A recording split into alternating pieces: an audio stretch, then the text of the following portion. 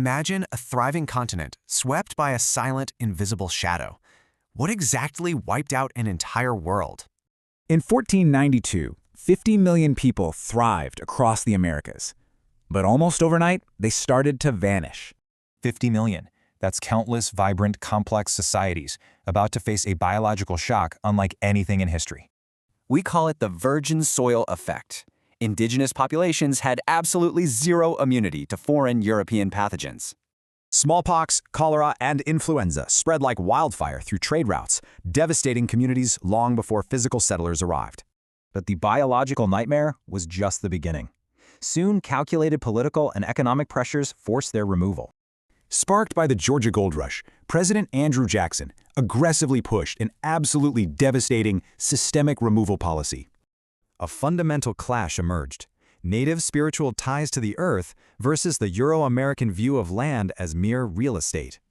This clash culminated in the Trail of Tears. It was the brutal ethnic cleansing of 60,000 people. The government systematically displaced 5 major native nations, forcing them on a grueling march west of the Mississippi. The toll was staggering.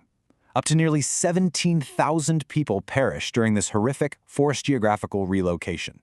Families were literally marched to gunpoint, succumbing to freezing exposure, widespread starvation, and completely untreated diseases. For these indigenous peoples, being ripped from their sacred homelands meant a profound, devastating loss of identity. Decades later, this ongoing tragedy violently culminated in South Dakota at the infamous massacre of Wounded Knee. Over 150 Lakota were indiscriminately gunned down. Their bodies were just left freezing in the snow. As native orator Dragging Canoe chillingly concluded, entire civilizations literally melted away under the color of law. But here is the crucial point. The deep wounds of this historical trauma are still echoing today. Scholars call it environmental deprivation, the deliberate blocking of access to life-giving resources, effectively destroying ancient cultural practices.